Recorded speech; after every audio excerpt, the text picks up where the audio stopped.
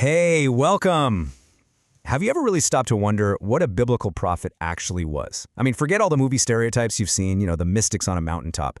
Today, we're going to unpack the source material to get a real scriptural picture of their identity. And trust me, it's way more complex and honestly a lot more interesting than you might think. So for this deep dive, our guide is a dialogue that was compiled by Happy Akande. It gives us a fantastic, scripture-based framework for this whole explainer. All right, let's kick things off with the big question, the one that's going to drive our entire conversation today. Who exactly is a prophet according to the text itself? So here's how we're going to tackle this. We're breaking it down into 5 key parts. First, we'll look at their titles. What's in a name? Then, we'll get into their surprisingly diverse roles in society. After that, we'll explore how they actually heard from God, then look at the unique case of Jesus, and finally, we're going to bust some common myths. Okay, let's dive right in. Probably the best place to start figuring out their identity is by looking at the specific names and titles the Bible actually uses to describe them. At its absolute core, it really boils down to this. A prophet was God's servant. They were sent to be a direct mouthpiece, not just to individuals, but to entire nations. Their job was to deliver the message, plain and simple, whether it was a warning, a new instruction, or a declaration of judgment. You'll see 3 main titles pop up again and again in the scriptures. First, servant of God, which really drives home their total allegiance. Then you have man of God, which highlights their divine commission. They were sent by God. And finally, seer, which is a really fascinating one that points to a very specific and pretty powerful ability. And this verse from 1 Samuel gives us this amazing historical clue. It literally tells us that seer was the older term for what they later called a prophet. And this gets right to the heart of one of their key functions, the ability to see or foretell future events. According to the text, the benchmark for a true prophet was 100% accuracy, no wiggle room.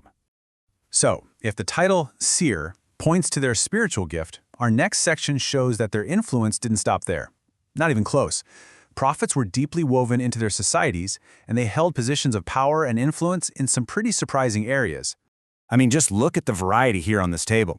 You've got prophets like Daniel and Moses who were basically national leaders running countries. You've got Ezekiel who was a priest carrying immense religious authority.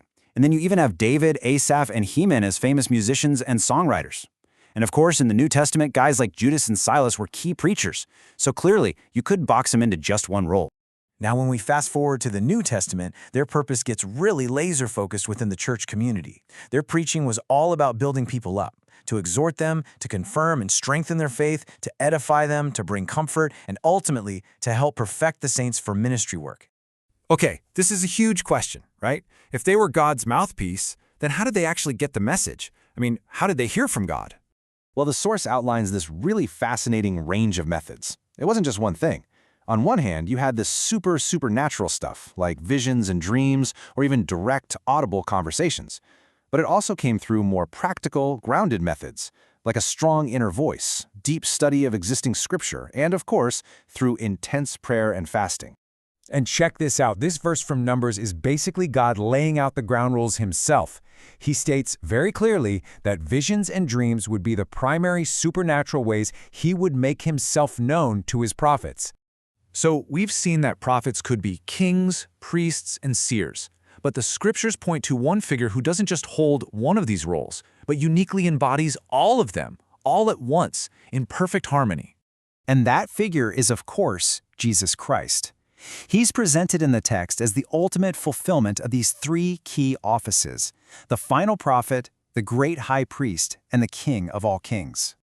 And listen, this isn't just a nice idea. It is backed up all over the place in Scripture. As you can see right here, there are specific verses that directly identify Jesus in each of these powerful roles, as the prophet, as the high priest, and as the ultimate king, or potentate, which means a supreme, sovereign ruler.